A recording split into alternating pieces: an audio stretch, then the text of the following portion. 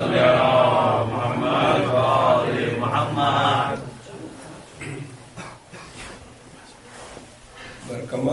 محمد و جمال علی صلوات. اللهم صل على محمد وآل محمد.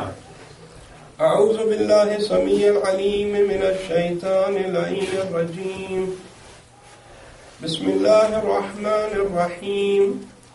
الحمد لله رب العالمين، ثم الصلاة والسلام على أشرف الأنبياء والمرسلين، حبيب إله العالمين، مولى الثقلين، جد الحسن والحسين، الذي سمي في السماء بأحمد وفي الأرضين بأبي القاسم محمد. اللهم صل على محمد وآل محمد وعلى أهل بيته الطيبين الطاهرين المعصومين المنتجبين، الذين أذهب الله عنهم الرجس وطهرهم تطهيرا. اللهم صل على محمد وآل محمد. ولعنة الدائمة على أعدائهم ومنكري فضائلهم وغاصبي حقوقهم من الآن إلى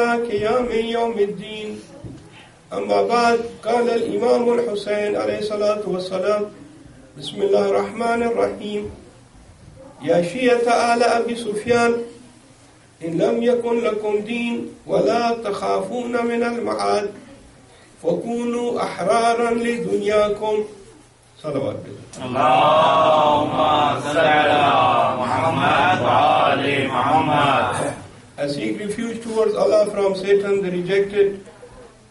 I begin in the name of Allah, the most beneficent, the most merciful. All praises for Allah alone. Peace, benedictions, salutations of Allah be on all His prophets, especially on the one who is leader of the prophets and seal of the prophets, and on His holy progeny. Curse of Allah be on their enemies. Tonight we are gathered here to commemorate the third day of the passing of the third day from the shahadat and martyrdom of Imam Hussain alayhi salatu wasalam. اللهم صل على محمد وآل محمد. This is called Majlis Sewum Imam or Majlis Ziyarat Shuhada. And this will be the last majlis of the series of majalis which we started from the 1st of Muharram. In tonight's majlis, we would like to analyze about this important event which is called Tragedy of Karbala, and we will see what we learned from it and what was the result and what happened after the day of Ashura. Some people think that when Imam Hussain alayhi salam was martyred on the 10th of Muharram, the day of Ashura, his jihad finished, his jihad stopped, and the event came to an end. But actually, in reality, this is the first chapter or the first part of this event came to an end, but the second chapter started after the Ashura. That's why we have a quotation, a poetical verse, poetry from Dr. Allama Iqbal, where he has very beautifully said, Dastan-e ishq do bab darad. Dastan-e ishq do bab darad. Karbala wa Damashq. This event of Karbala has two chapters. One chapter is called Karbala, and the other chapter is called Damashq. Ye ki Hussain rakam ke ardad, digari Zainab.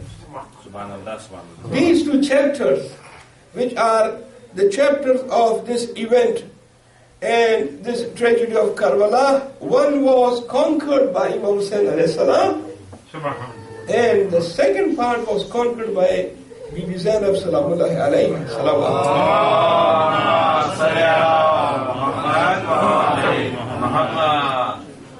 So the first part, which is called the chapter of Shahadat, that came to an end.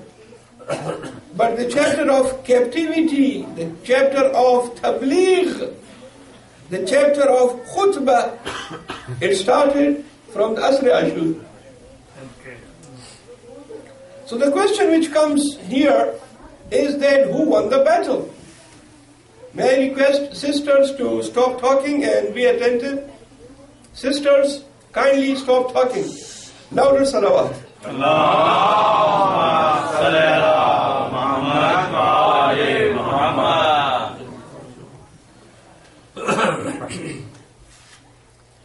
The question is, who won the battle? For us, the followers of Ahlul Bayt alayhi salam, the answer is very clear. We have no doubt that who won the battle.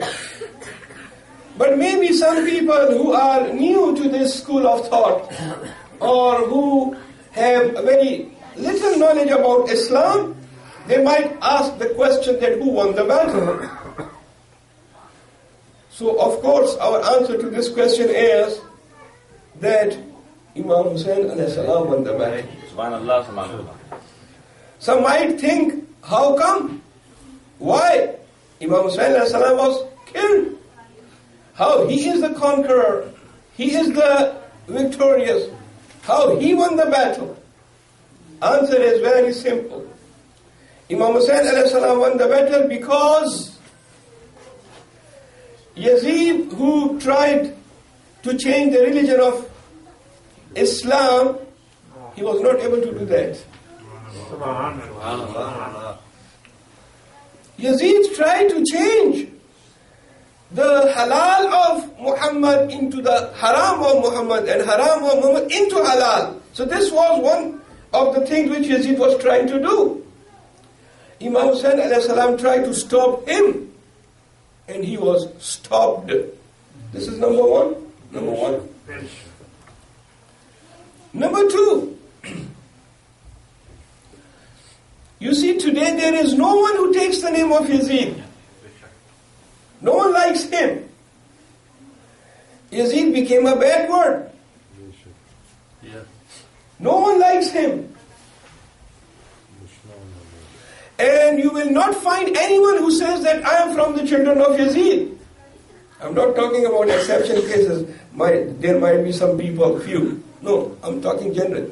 Nobody says that he is from the children of Yazid, or he is from the family of Yazid. But there are many who will say, I am from the children of Hussain. There are many who will come forward and say, I am from the family of Hussain. I am his follower. And you will see many Hussain everywhere. Those whose name is Hussain, those who follow Imam Hussain alayhi salam.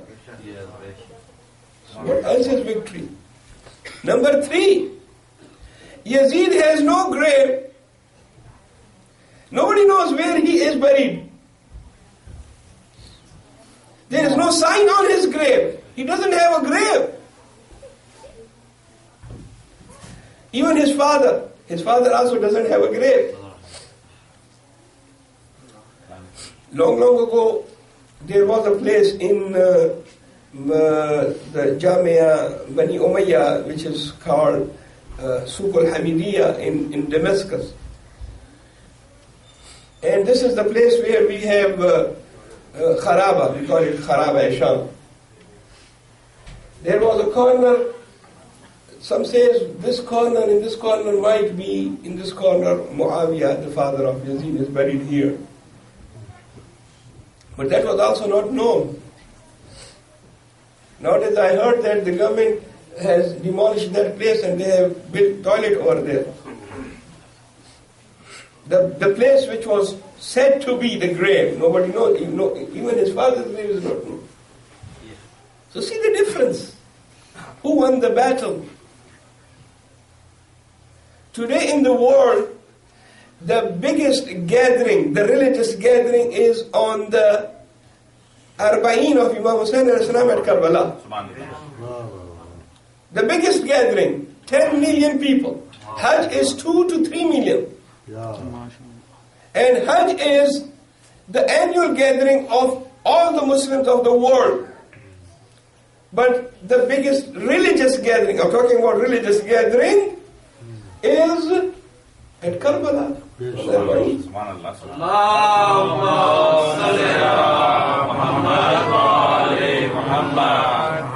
Some people might say, no, in India there is also a big gathering which comes once in 15 years with a mela called Kumbh Mela.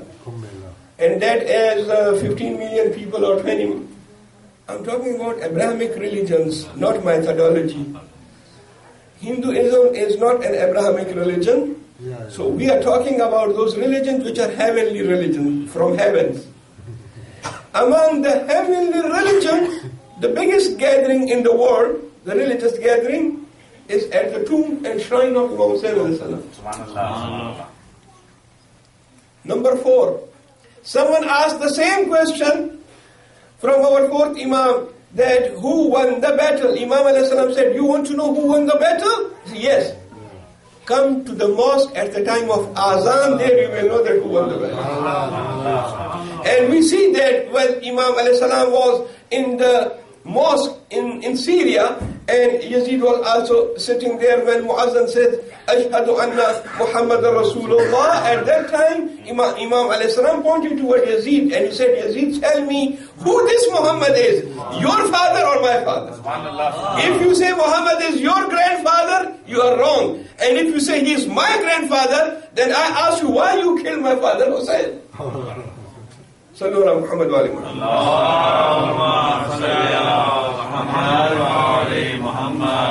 عزاداران امام مظلوم علیہ السلام، آج کی جو ہماری یہ مجلس ہے یہ امام علیہ السلام کے سوئم کی مجلس ہے، اور ہم امام علیہ السلام کو، امام زمان علیہ السلام کو پرسہ دینے کے لیے جمع ہوئے ہیں. یقیناً آپ ہماری مجلس میں تشریف فرما ہے، کیونکہ جہاں بھی ذکر ہوتا ہے ان کے جد کا وہ تشریف لاتے ہیں. خود کہتے ہیں زیارت ناہیہ میں کہ میں صبح اور شام اپنے جد کے لیے آنسو بہاتا ہوں، اور جب میرے آنسو خشک ہو جاتے ہیں تو میں خون کے آنسو روتا ہوں.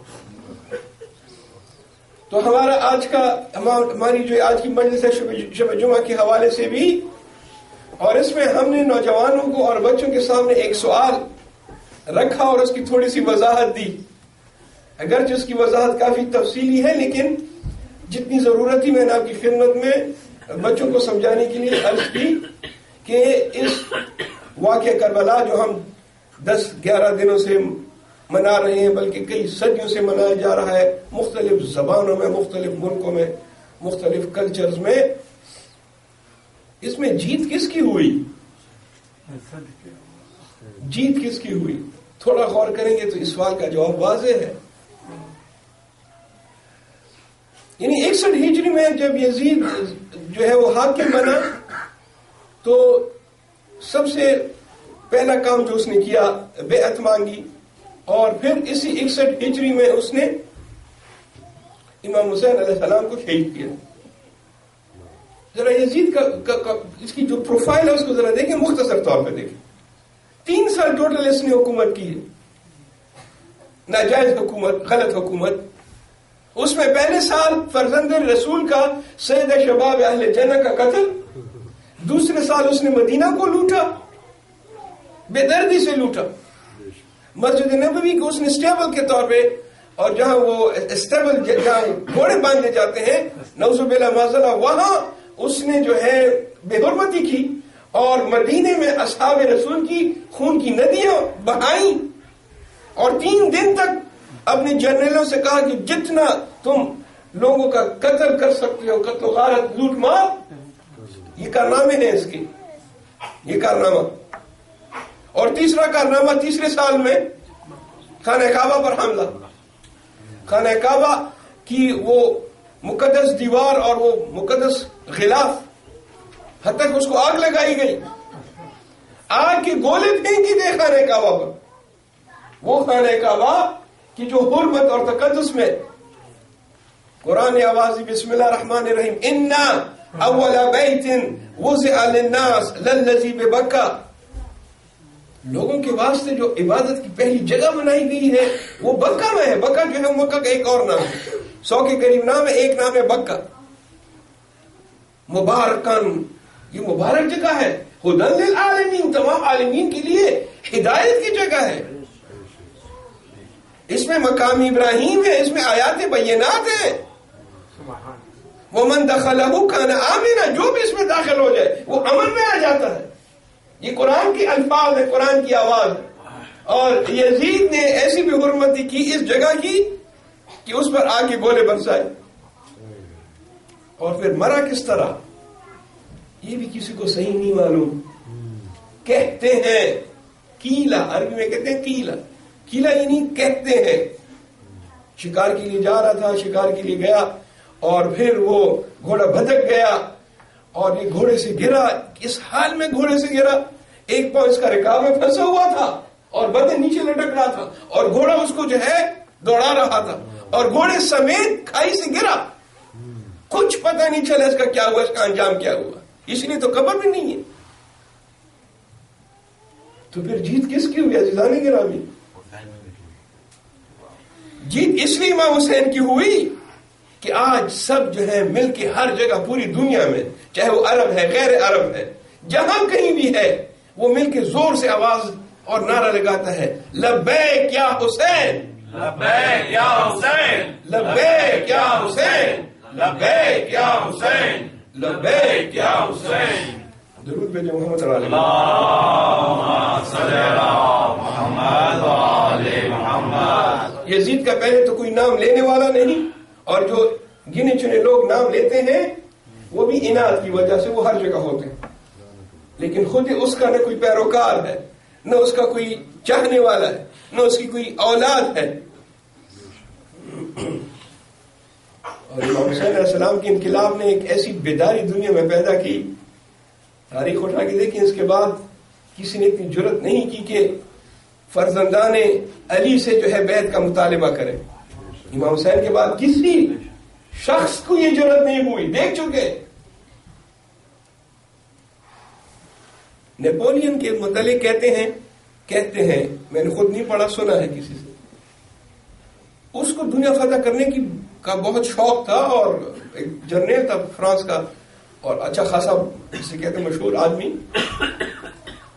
اور وہ یہ کوشش کر رہا تھا کہ پوری دنیا کو جو ہے اپنے قبضے میں کر لے, لیکن کامیاب نہیں ہوا. کوشش کی اس نے, کامیاب نہیں ہوا. کہتے ہیں ایک مرتبہ وہ ایسے علاقے میں گیا جہاں شیعوں کا علاقہ تھا, اب وہ ایران تھا یا عراق تھا, بہرحال جہاں بھی, اور اس نے دیکھا کہ لوگ سیاہ لباس پہنے ہوئے ہیں اور درمیان میں ایک علم لگا ہوا ہے, علم حضرت عباس ہے, اور اس علم کے ارد گرد جو ہے سب آ رہے جمع ہیں, اور وہ جو ہے گریہ کر رہے ہیں, اور وہ سینہ زنی کر رہے ہیں, اور ماتم کر رہے ہیں اور سن رہے ہیں. تو اس نے پوچھا کہ یہ کون لوگ ہیں؟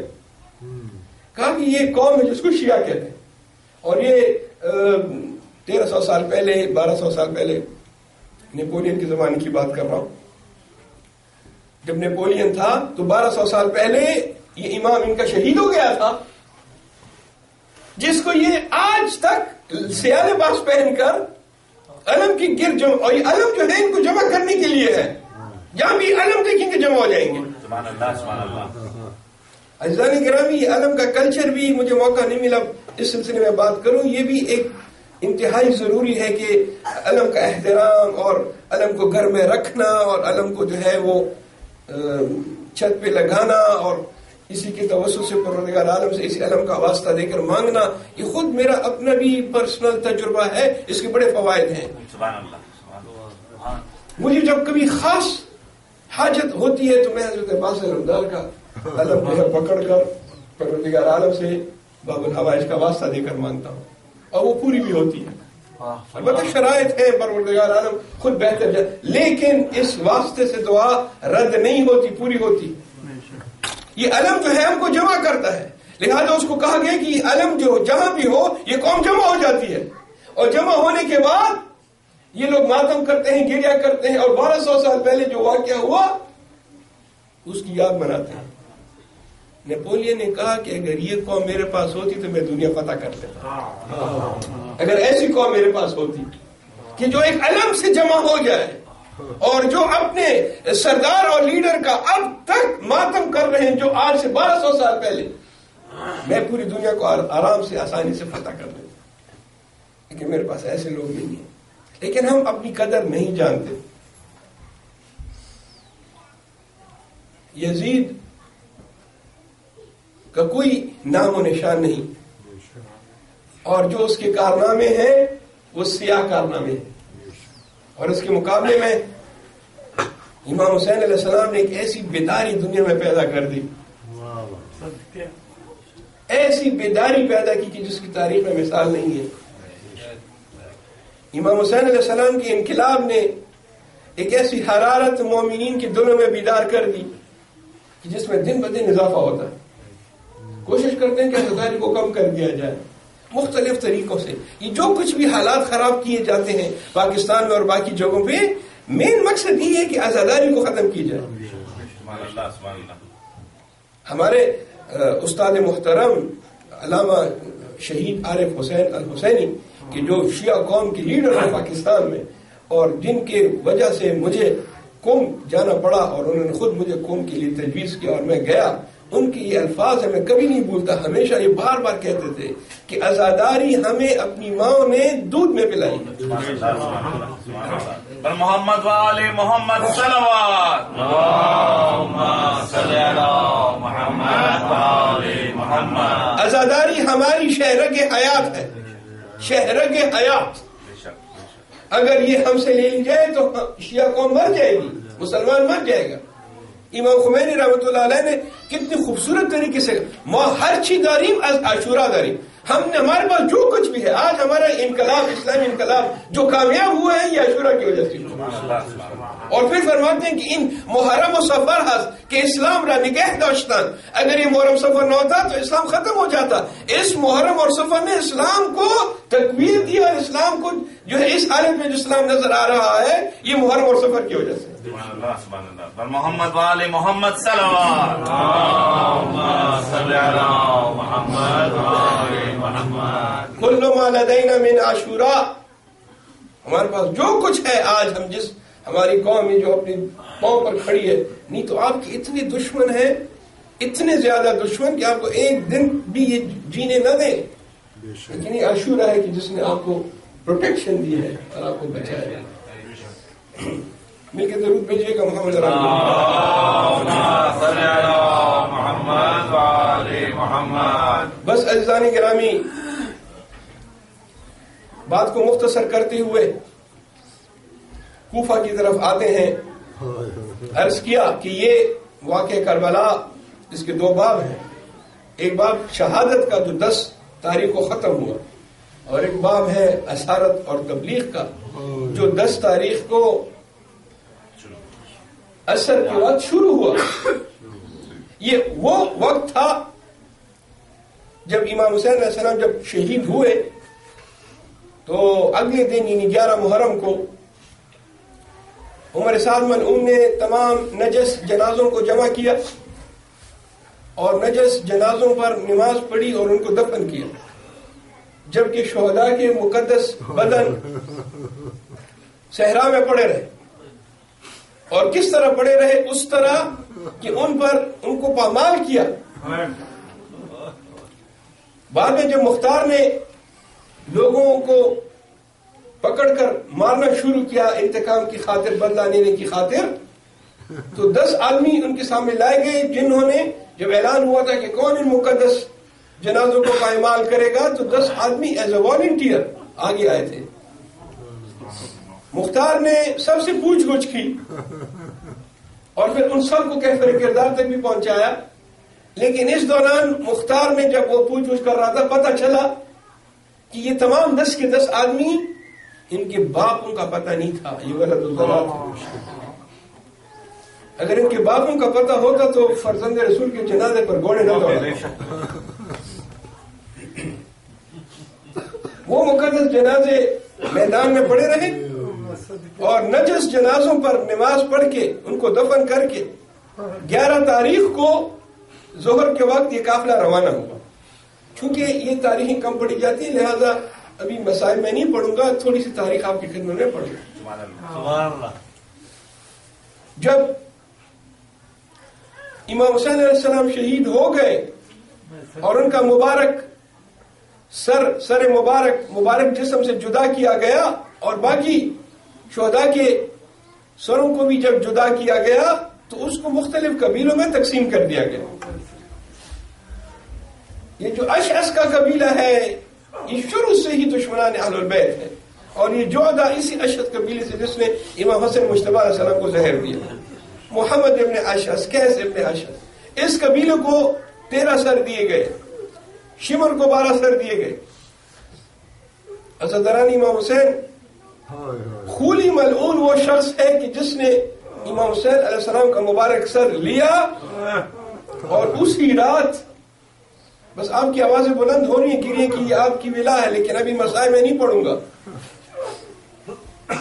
آپ کا گریہ بہت مقدس ہے، آپ کے آنسو بہت قیمتی ہیں. یہ ملعون جب سر مبارک کو لے کر جاتا ہے تو کوفہ جو ہے وہ کربلا سے نزدیک ہے، 10 کوس کے فاصلے پر، لیکن جب وہ وہاں پہنچا تو شام ہو گئی تھی، دروازہ بند ہو گیا تھا، شہر کا دروازہ بند، اور اس کو دارالامارہ اور شہر کے اندر جانے کی اجازت نہیں ملی، گھر آ گیا. اس کی 2 بیویاں تھی، ایک مومنہ تھی، غیر مومنہ. اب یہ جانتا تھا کہ جو مومنہ بیوی ہے اس کو پتہ نہ چلے، لہذا اس ملعون نے، اس لعین نے سر مبارک کو تنور میں چھپا لیا. تنور کہاں، سر مبارک امام حسین علیہ السلام کا. یہ تو وہ مومنہ جب رات کو کسی کام سے آئی تو دیکھا کہ تنور سے نور آسمان کی طرف پڑ، اور دیکھتی ہے کہ کچھ پرندے ہیں جو وہاں طواف کر رہے ہیں، سفید پرندے، اور ایک نور ہے جو تنور سے آسمان کی طرف. اب جب جا کے دیکھا، تنور کا سر اٹھا کر دیکھا تو وہاں سر مبارک امام حسین، اس کو گود میں لیا، جانتی تھی، اس کو دھویا، اس کو صاف کیا، اپنی گود میں رکھ کے تمام رات باتیں کرتی رہی امام حسین علیہ السلام کے ساتھ. عزیزان گرامی، باقی جو سرحائے مبارک تھے وہ اگلے دن قافلے کے ساتھ، بس یہ تاریخ ہے، میں تاریخ عرض کر رہا ہوں، قافلے کے ساتھ مصائب میں آپ پڑھتے ہیں، سنتے ہیں کہ کس طرح یہ قافلہ گھوڑوں پر اور اونٹوں پر سوار کیا گیا، بے کجاوا اونٹوں پر، اور کیسے ان کو اس میدان سے گزارا گیا. میں ان چیزوں کی تفصیلات کسی اور موقع کے لیے رکھتا ہوں. لیکن جب یہ قافلہ چلا اور کوفہ کے دروازے پر پہنچا تو یہاں پہ شہداء کے سر بھی تھے، مستورات بھی تھی، سیدانیاں بھی تھیں. بعض چیزیں میں بیان نہیں کر سکتا، مجھے الفاظ نہیں ملتے اس بات کی، اشارے سے بات کروں گا.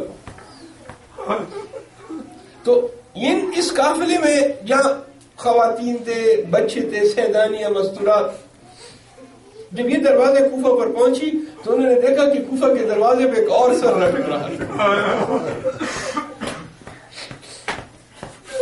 یہ سر جناب مسلم ابن عقیل کا تھا. تاریخ بتاتی ہے، مقاتل میں لکھا ہے کہ جب امام حسین علیہ السلام کا سر آیا اور وہ جناب حضرت مسلم ابن عقیل کے سر کے ساتھ دونوں مقدس سر کی جب آپس میں آنکھیں، تو تاریخ بتاتی ہے، بعض روایات میں ہے کہ جناب مسلم کی آنکھوں میں آنسو تھے. شاید یہ بتانا چاہتے ہوں کہ یا ابا عبداللہ میں وقت پر آپ کو اطلاع نہ دے سکا. اور روایات میں یہ بھی ہے کہ کس طرح بیویوں نے درخواست کی اور کہا کہ یہ سر یا آگے لے کر جاؤ یا پیچھے، تاکہ لوگ سروں کو دیکھنے میں مشغول ہو جائیں اور ہماری طرف لوگ نگاہ نہ کریں. لیکن کچھ لوگ وہاں تھے جو شور مچا رہے تھے، کچھ رو رہے تھے، کچھ ہنس رہے تھے، عجیب قسم کی کیفیت تھی.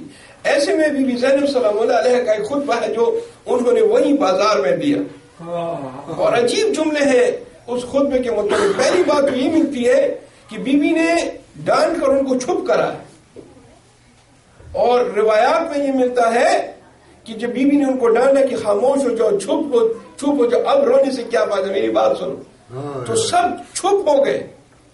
حتیٰ کہ وہ گھنٹیاں کی جو اونٹوں کے گلوں میں ہوتی ہیں وہ جو شور مچاتی ہیں وہ گھنٹیاں اسی لیے وہ بھی خاموش ہو گئی بیوی کے کہنے سے. بیوی نے اتنے زور سے روب اور دبدبے سے کہا یا اہل کوفہ یا اہل الغدر، اہل کوفہ دھوکے بازوں اب روتے ہو جب سب کچھ ہو گیا. اور بیوی کا وہ خطبہ. اب یہی تو دوسرا حصہ ہے کہ اب بتانا ہے لوگوں کو کہ جیتا کون، اور اب لوگوں کو یہ بتانا ہے کہ ہماری کیا ذمہ داریاں ہیں. ایسے میں کچھ لوگوں نے دیکھا کہ یہ یتیم بچے، چھوٹے چھوٹے معصوم بچے آ رہے ہیں قافلے میں، تو انہوں نے اوپر سے کھجوریں پھینکی صدقے کے طور پہ، زکات کے طور پہ کھجوریں. اب بعض چھوٹے بچے جو بھوکے تھے کئی دنوں سے، انہوں نے بڑھ کر وہ کھجور اٹھائے تو بی بی نے ان کے ہاتھ سے لیا اور واپس ان کی طرف پھینک کر فرماتی ہیں کہ ہم اہل البیت ہیں، ہم سید ہیں، ہم رسول کی اولاد ہیں، صدقہ ہم پر حرام ہے. یہ تمام چیزیں بی بی بتا رہی ہیں کہ ہم کون ہیں. اور پھر جب یہ قافلہ اس ملعون کے دربار تک گیا اور وہاں بی بی نے جو خطبہ دیا اس سے بھی آپ واقف ہیں. امام زین العابدین علیہ السلام نے بھی وہاں خطبہ دیا. اور پھر کوفہ کے بعد یہ قافلہ مستورات کا، سیدانیوں کا، یہ شام کی طرف روانہ ہوتا ہے. اور شام میں بھی جب یہ پہنچتے ہیں تو وہاں بھی بازاروں کو سجایا جاتا ہے. یعنی باب الساعہ سے لے کر یزید کے دربار تک جو آدھے گھنٹے کا سفر ہے وہ ان کو 12 گھنٹے میں، 14 گھنٹے میں کرائے گا. اور وہاں بھی یہ بتا رہے ہیں کہ ہم کون ہیں اور ہماری حیثیت کیا ہے.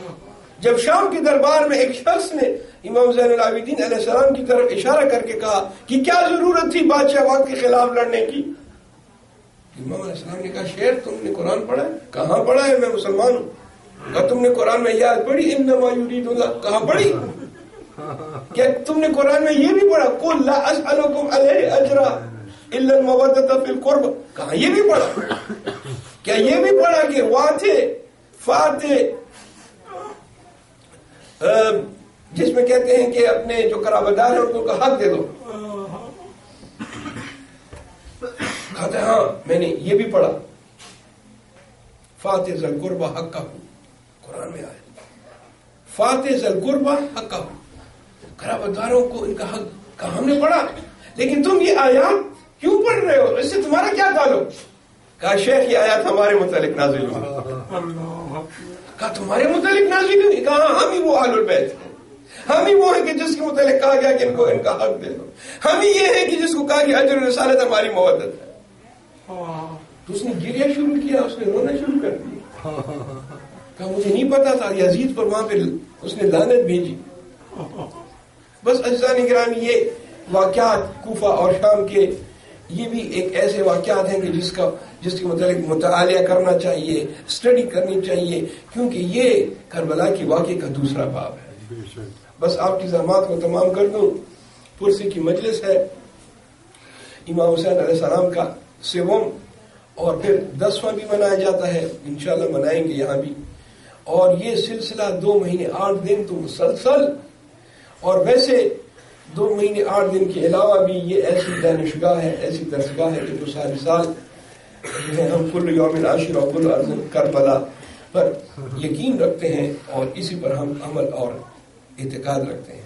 محمد والے محمد صلوات اللہم صلی علی محمد والے محمد. یہ بھی قافلہ دربار یزید ملعون میں پہنچا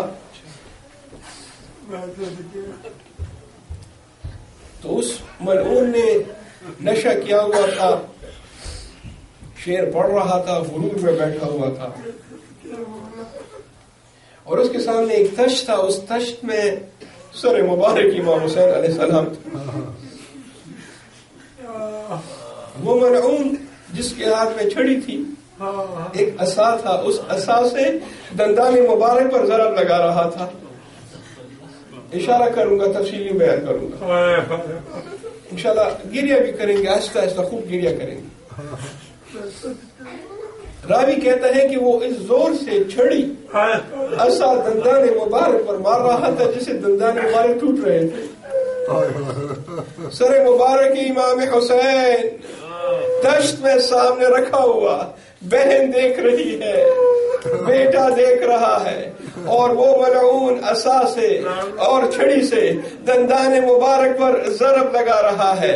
ایسے میں ایک صحابی اٹھ کھڑا ہوا، کہتے ہیں یزید ایسا مت کر. ارے میں قسم کھاتا ہوں میں نے خود رسول خدا کو دیکھا، اس لمحہ مبارک کو بوسہ دیا کرتے تھے، ان دندان مبارک کو بوسہ لیتے تھے. یہ سننا تھا. یزید کو غصہ آیا، کہتے فوراً دربار سے نکل جاؤ، یہاں سے فوراً نکل جاؤ. اگر تم صحابی رسول نہ ہوتے ابھی میں تم کو قتل کرا دیتا. صحابی رسول نے رو کر کہا یزید تجھے میرے صحابی ہونے کا خیال ہے اور حسین کے فرزند رسول ہونے کا.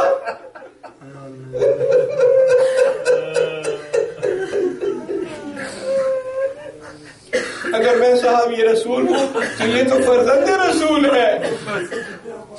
راوی کہتے ہیں کہ ایسے میں ہم نے دیکھا کہ زنان خانے سے یزید کی زوجہ جس کا نام ہند ہے، ہندہ بھی کہتے ہیں، جب اس کو وہ اندر آئی. اور وہ کیسے اندر آئی؟ کیونکہ ظالم دربار میں تعارف کرا رہا تھا، بنات رسول کا تعارف، بنات علی کا تعارف. حاضی زینب بنت علی. یزید سامنے بیٹھا ہے، ایک ظالم بیویوں کا تعارف کرا رہا ہے. یزید کے دربار میں پاک بیوی کا نام لیا جا رہا ہے، شرابی کا دربار ہے، اور وہاں آواز اٹھی حاضی زینب بنت علی وحاضی ام کلثوم بنت علی وحاضی سکینہ بنت الحسین. بس زینب کا نام جب دربار میں آیا تو زنان خانے سے یزید کی بیوی آئی. یزید کی بیوی کس حالت میں آئی؟ سر پر چادر نہیں تھی.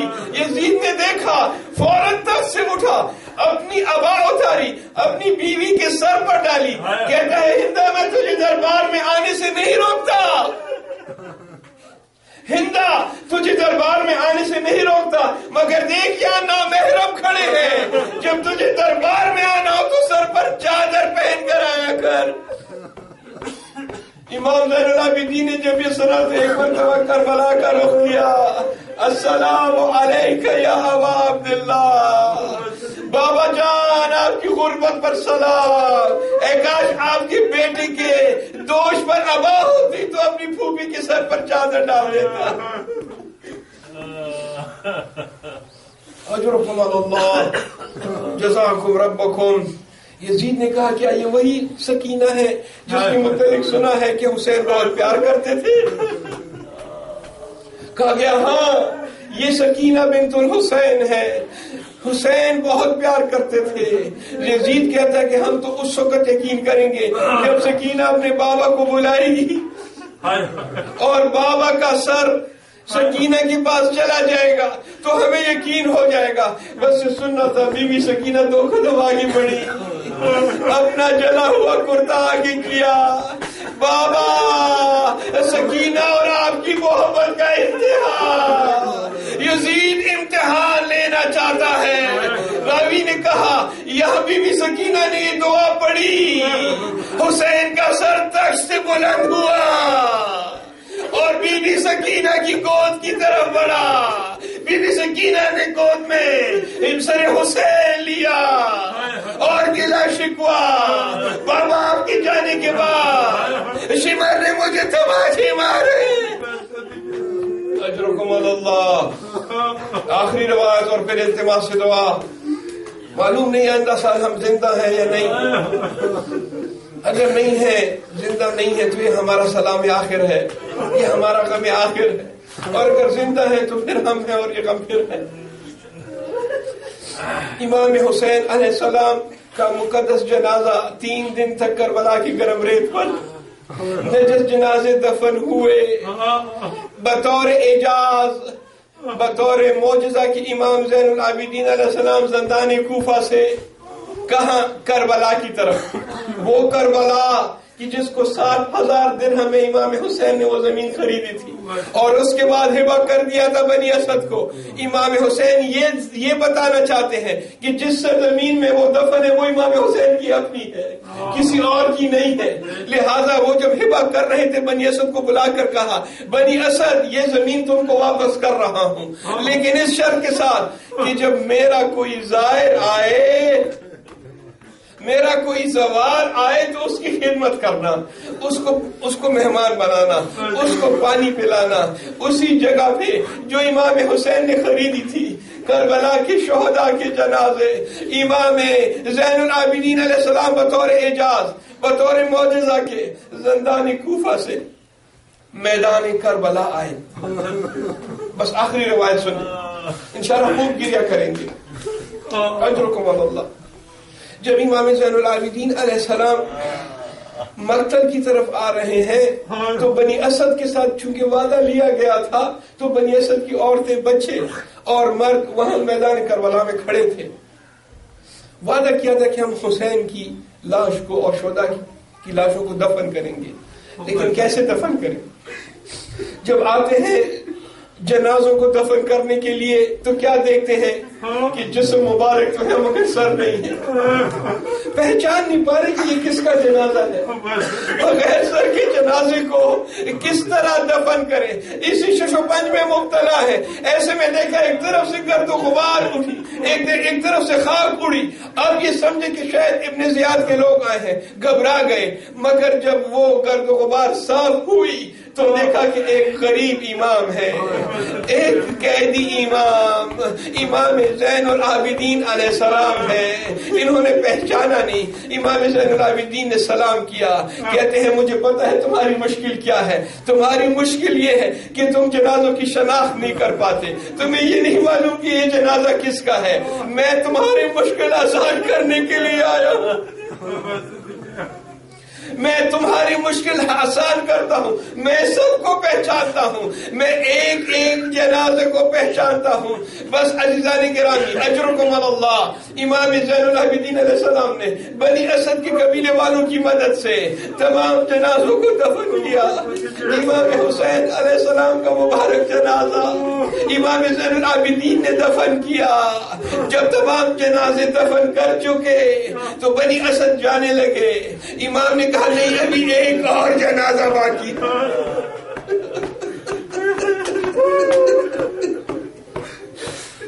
وہ کس کا جنازہ باقی ہے؟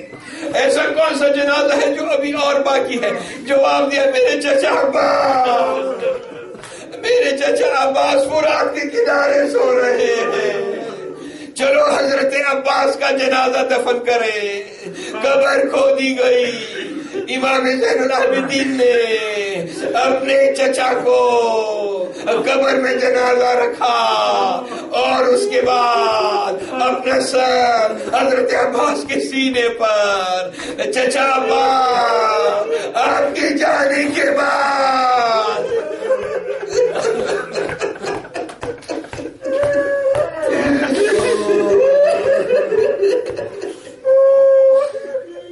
چچا عباس آپ کے جانے کے بعد میرے بابا کا سر نیزے پر بلند کیا گیا. چچا عباس ہماری بہنوں پھوپھیوں کو بازار میں بغیر چادر و مکنا